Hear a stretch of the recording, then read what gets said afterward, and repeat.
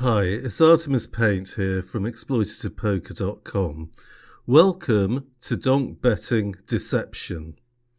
A deceptive strategy that I frequently use is the small donk bet. In this video, I'm going to explain exactly how to deceive your opponents with small donk bets.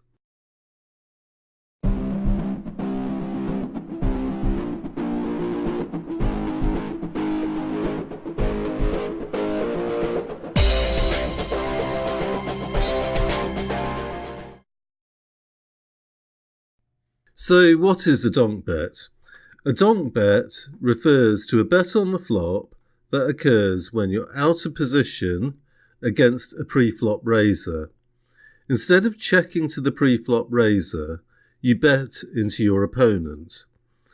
In general, donk betting has had a bad press in poker literature. However, this opinion is mostly derived from high-stakes players who are trying to sell micro-stakes players the GTO red herring.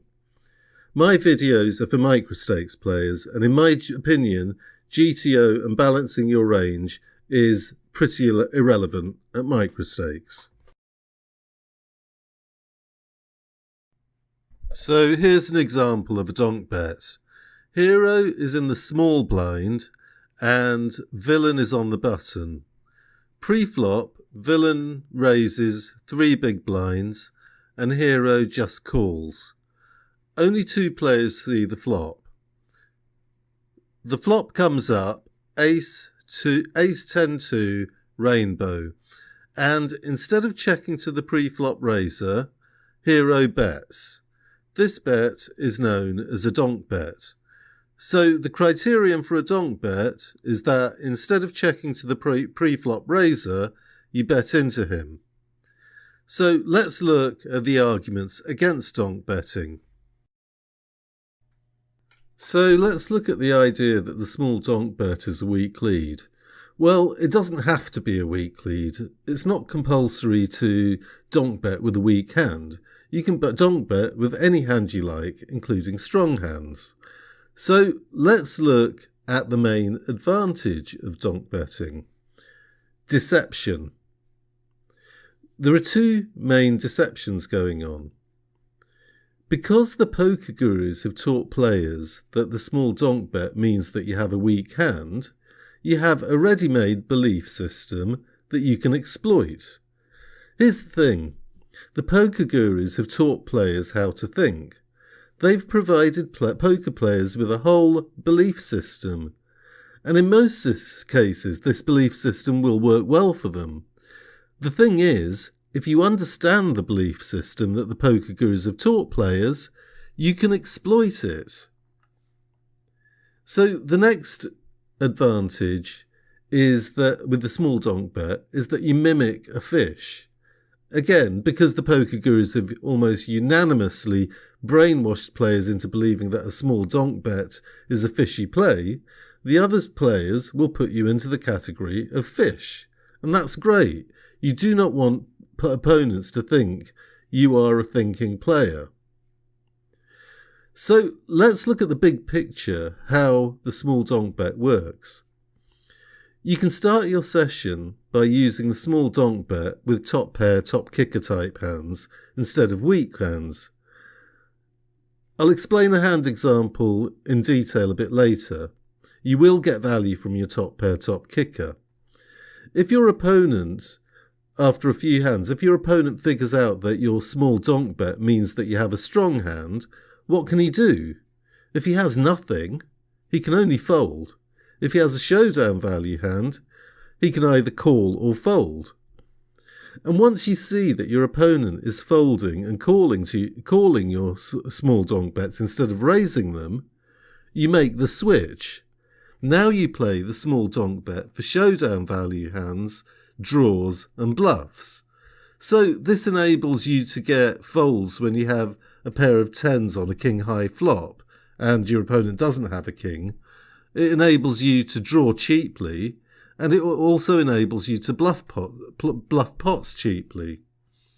And if you're doing this for a while and your opponent notices the change and starts raising your small donk bets a lot, well, you can change back to using strong hands for your small donk bets.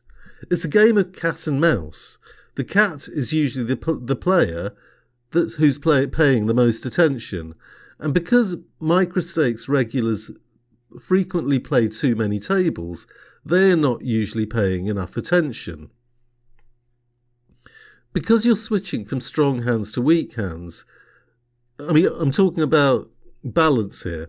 So because you're switching from strong hands to weak hands, the small donk bet will average out on your opponent's HUD as a reasonably balanced range. So let's look at an example hand. So you arrive at a table and a few hands later, or it might be your first hand, you find yourself in the big blind with ace-king offsuit. The hand folds round to the cut-off, who raises. The button and the small blind fold, and you decide to just call. Most gurus would say that you should 3-bet with ace-king. However, the chances are that if you 3-bet a player who's in a steal position, he'll fold and you'll just win what's in the pot.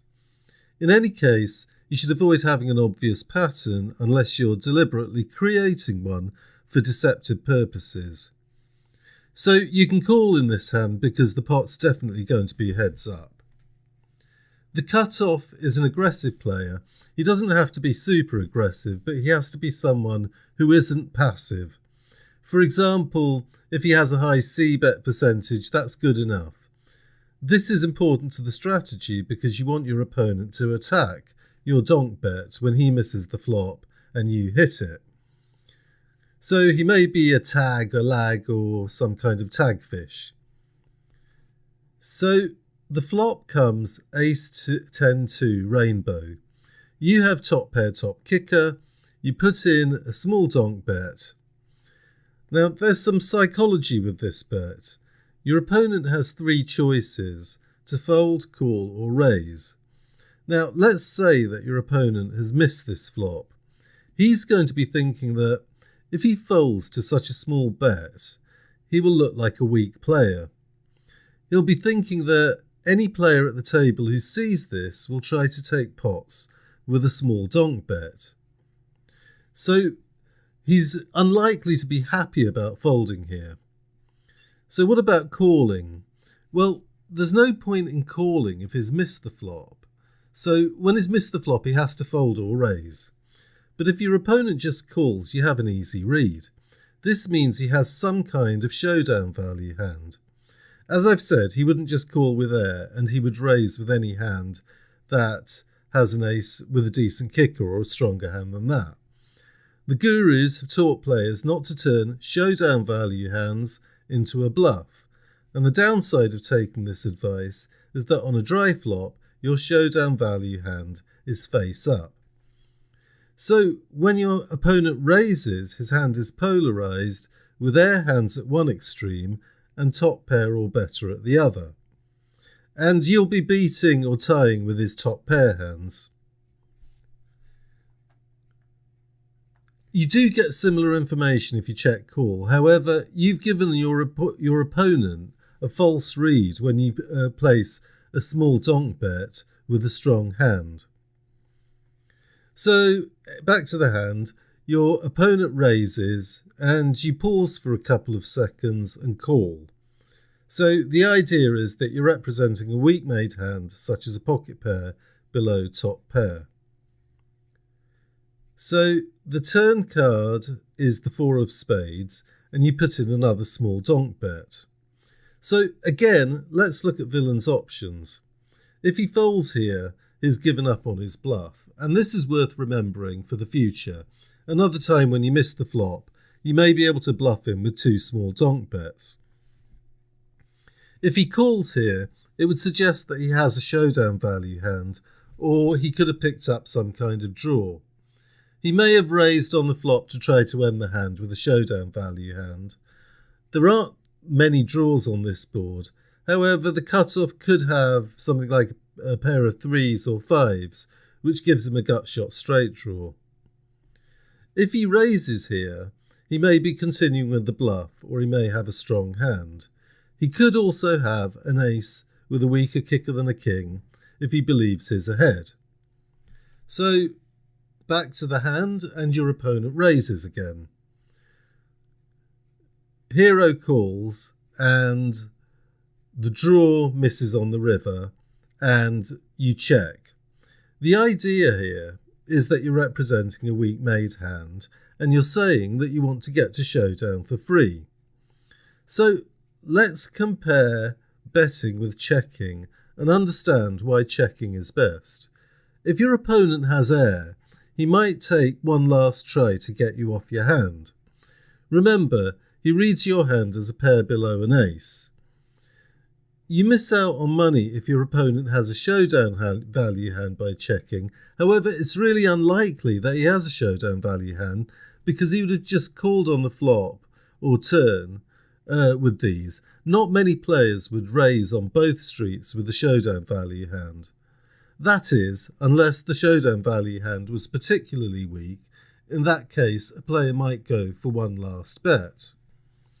If your opponent has an ace, he'll believe that he's ahead. Therefore, he should bet and you can call. And you'll probably get one bet against an ace, whatever play you make, whether you bet or whether you check. If you're beaten, you'll get raised if you bet, and that'll put you in a bad position. You won't know if your opponent's continuing with the bluff or if you're beaten. So checking works best against air and hands that beat you, and betting and checking are probably the same against a weaker ace. Your opponent is unlikely to have a showdown value hand, so overall, checking is best. So deception's important in poker. Another important point is that you shouldn't see hands in isolation. The poker gurus will teach you to play ace-king in a simplistic street-by-street way. However, with exploitative poker, the way you play your hand should aim to set you up for future hands. As I mentioned earlier, once your opponent figures out that your small donk bet represents a strong hand, he might start to fold more to these. Then you make the switch to playing bluffs and weak made hands using the small donk bet line. And be aware that if your opponent raises after you've noticed that he's started to fold to your donk bets, he may actually have a strong hand. So you can also take this line on boards with the flush draw, but it's a bit more complicated, and that's a subject for another video. So that's all for this video. Please subscribe if you want to see more videos like this one.